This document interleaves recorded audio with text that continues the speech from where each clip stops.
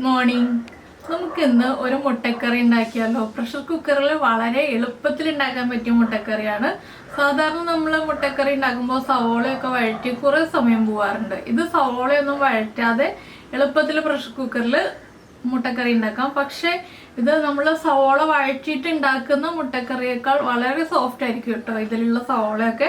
അപ്പോൾ നിങ്ങൾ ഇങ്ങനെ മുട്ടക്കറി ഉണ്ടാക്കി നോക്കിയിട്ടില്ലെങ്കിൽ ഉറപ്പായിട്ടും ട്രൈ ചെയ്യൂ. നല്ല ടേസ്റ്റി ആയിട്ടുള്ള മുട്ടക്കറിയാണ്. ഞാൻ പറയുന്ന രീതിയിൽ തന്നെ ഉണ്ടാക്കുക കേട്ടോ. അപ്പോൾ എങ്ങനെയാണ് നമ്മുടെ വളരെ ടേസ്റ്റി ആയിട്ടുള്ള പ്രഷർ കുക്കർ മുട്ടക്കറി തയ്യാറാക്കുന്നതെന്ന് നോക്കാം. നമുക്ക് നമ്മുടെ ഇൻഗ്രീഡിയൻസ് നോക്കാം. ഞാനിപ്പോൾ 4 മുട്ടയ്ക്കുള്ള ഇൻഗ്രീഡിയൻസ് ആണ് കേട്ടോ പറയാൻ പോകുന്നത്. 3 മീഡിയം വലിപ്പമുള്ള സവോള എടുത്തിട്ടുണ്ട്, 1 വലിയ തക്കാളി എടുത്തിട്ടുണ്ട്, പിന്നെ 3 പച്ചമുളക്. നമ്മുടെ എരിവ് അനുസരിച്ച് പച്ചമുളക് എടുക്കുക. ഞാൻ 3 നല്ല എരിവുള്ള പച്ചമുളക് എടുത്തിട്ടുണ്ട്, 1 വലിയ പീസ് ഇഞ്ചി എടുത്തിട്ടുണ്ട്. ഇഞ്ചി നമുക്ക് എടുത്ത് മാറ്റാൻ പാകത്തിൽ വലിയ പീസായിട്ടാണ് കട്ട് ചെയ്തിട്ടുള്ളത്. നിങ്ങൾക്ക് ഇഞ്ചി എടുത്ത് മാറ്റണ്ട എന്നുണ്ടെങ്കിൽ ചെറിയ പീസായിട്ട് കട്ട് ചെയ്യാം, ഇല്ലെങ്കിൽ ചതച്ച് ചേർക്കാം. ഇല്ലാന്നുണ്ടെങ്കിൽ ജിഞ്ചർ ഗാർലിക് പേസ്റ്റോ ജിഞ്ചർ പേസ്റ്റോ ആഡ് ചെയ്യാം. പിന്നെ ഒരു 4-5 ഉള്ളി എടുത്തിട്ടുണ്ട്. ഉള്ളി ലാസ്റ്റ് ആഡ് ചെയ്യാൻ വേണ്ടിയിട്ടാണ്. അപ്പോൾ നമുക്ക് ആദ്യം കുക്കറിലേക്ക്, ഞാനിപ്പോൾ കുക്കറിൽ വെളിച്ചെണ്ണ ഒഴിച്ചിട്ടുണ്ട്. അതിലേക്ക് നമ്മൾ കട്ട് ചെയ്ത് വെച്ചിരിക്കുന്ന ഇഞ്ചി ചേർക്കാണ്. ഇഞ്ചി ചേർത്തിട്ട് ആ ഇഞ്ചിയുടെ ഫ്ലേവർ ഒന്ന് എണ്ണയിലേക്ക് ഇറങ്ങി വരുന്നത് വരെ ഒരു 1/2 മിനിറ്റ് ഒന്ന് ഇളക്കി കൊടുക്കുക. ഇതിന് കൂടെ തന്നെ നമ്മൾ കട്ട് ചെയ്ത് വെച്ചിരിക്കുന്ന സവോളയും പച്ചമുളകും ചേർത്ത് ഒന്നുകൂടി ഇളക്കുക. ഇതിലേക്ക് ആവശ്യത്തിന് ഉപ്പും കൂടി ചേർക്കുക കേട്ടോ. ഒരു 1/2 ടീസ്പൂൺ ഉപ്പ് ഇത്രയും ചേർത്ത് നന്നായിട്ടൊന്ന് ഇളക്കിയെടുക്കുക. ഒരുപാട് സമയമൊന്നും ഇളക്കണ്ട, എല്ലാം ഒന്ന് മിക്സായി കിട്ടുന്ന രീതിയിലൊന്ന് ഇളക്കുക. ഇനി നമുക്കിതൊന്ന് അടച്ചു വയ്ക്കണം. ഇതിലേക്കൊരു 2 ടേബിൾ സ്പൂൺ വെള്ളം ചേർത്തിട്ട് 5 വിസിൽ വരുന്നത് വരെ നമുക്ക് വേവിച്ചെടുക്കാം. 2 ടേബിൾ സ്പൂൺ വെള്ളം മതി. ഞാൻ ഇനി 5 വിസിൽ വരുന്നത് വരെ വേവിച്ചെടുക്കാൻ പോവാണ്. മീഡിയം ഫ്ലെയിമിലാണ് വെച്ചിട്ടുള്ളത്. ഇനി 5 വിസിൽ വരട്ടെ. ഇനി നമുക്ക് നമ്മുടെ മുട്ടക്കറിക്ക് വേണ്ട അരപ്പൊന്ന് റെഡിയാക്കി എടുക്കാം. ഞാനിപ്പോൾ മിക്സിയുടെ ജാറിലേക്ക് 4 ടേബിൾ സ്പൂൺ തേങ്ങ ചിരവിയതെടുക്കുന്നുണ്ട്. 4-3 മതി കേട്ടോ, അത് നമ്മുടെ ഇഷ്ടം അനുസരിച്ച് എടുക്കാം. 4 ടേബിൾ സ്പൂൺ ആകുമ്പോൾ കുറച്ച് കുറുകിയ ഗ്രേവി ആയിരിക്കും. ഇതിലേക്ക് 1 പീസ് പട്ട, ചെറിയ പീസാണ്, 1 ഗ്രാമ്പു, 1/2 ടീസ്പൂൺ പെരിഞ്ജീരകം, നമ്മുടെ ഫെന്നൽ സീഡ്സ്, പിന്നെ ഒരു 10 കാഷ്യൂനട്ട്. 10 ഇല്ലാന്നുണ്ടെങ്കിൽ 5 ചേർത്താലും മതി. ഇനി ഇത് കുറച്ച് വെള്ളം ചേർത്ത് നന്നായിട്ടൊന്ന് അരച്ചെടുക്കാം.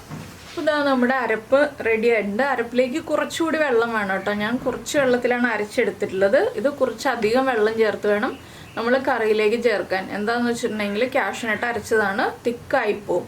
ഇനി നമ്മുടെ കുക്കറിൻ്റെ പ്രഷറൊക്കെ പോയിട്ടുണ്ടോ എന്ന് നോക്കാം. ഇപ്പോൾ നമ്മുടെ സവോള ഇത് കണ്ടോ, വെള്ളം ഒഴിച്ചത് വറ്റി ഒന്ന് കുക്കായി വന്നിട്ടുണ്ട്. നമ്മൾ നന്നായിട്ടൊന്ന് ഇളക്കി മിക്സ് ചെയ്യുക. ഇനി ഇതിലേക്ക് നമുക്ക് പൊടികൾ ചേർത്ത് കൊടുക്കാം. ഇനി വെളിച്ചെണ്ണ ഒന്നും ആഡ് ചെയ്യണ്ട കേട്ടോ പൊടികൾ ചേർക്കുമ്പോൾ. 1/4 ടീസ്പൂൺ മല്ലിപ്പൊടി. നിങ്ങൾക്ക് കാശ്മീരി ചില്ലി പൗഡർ ചേർക്കണമെങ്കിൽ കാശ്മീരി ചില്ലി പൗഡർ ചേർക്കാം. ഞാനിപ്പോൾ 1/4 ടീസ്പൂൺ നല്ല എരിവുള്ള മുളക് പൊടിയാണ് ചേർക്കുന്നത്. 1/2 ടീസ്പൂൺ മഞ്ഞൾപ്പൊടി. ഇത്രയും ചേർത്ത് നന്നായിട്ട് ഇളക്കി കൊടുത്ത് ആ കുക്കറിലുള്ള എണ്ണയിൽ തന്നെ പൊടികളൊന്ന് കുക്ക് ചെയ്തെടുക്കുക.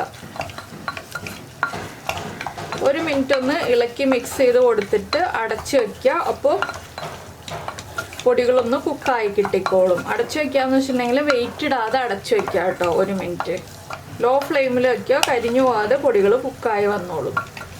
ഇതുപോലെ ഒന്ന് അടച്ചു വെച്ചിട്ടുണ്ടെങ്കിൽ നമ്മുടെ പൊടികൾ കുക്കായിക്കോളും. ഈ സമയത്ത് നമുക്കിതിലേക്ക് ഒരു 1/4 ടീസ്പൂൺ ഗരം മസാലപ്പൊടിയും കൂടി ചേർക്കാം.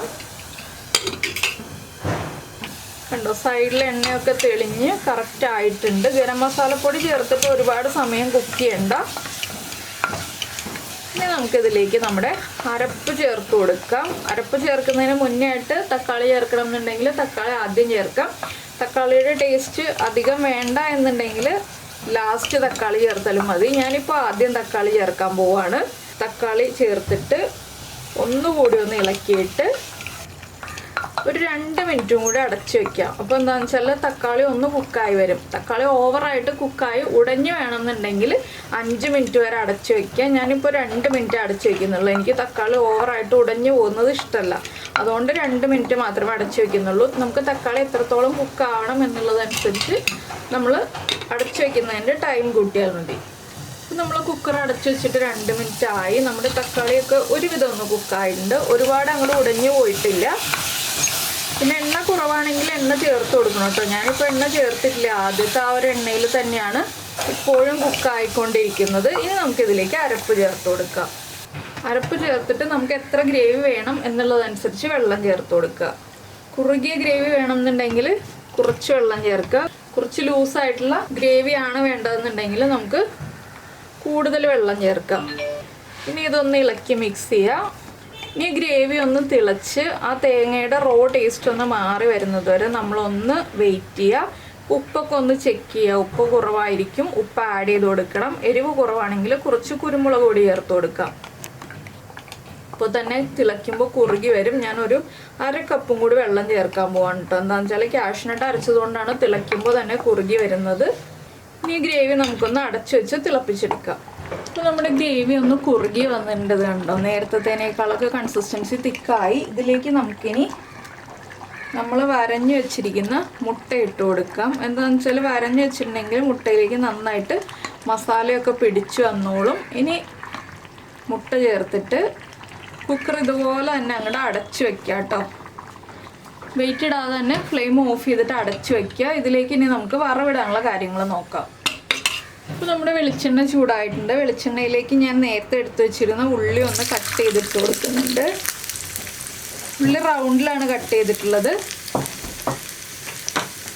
ഈ ഉള്ളി ഒന്ന് ബ്രൗൺ കളറായി വരുന്നത് വരെ നമ്മളൊന്ന് ഇളക്കി കൊടുക്കുക.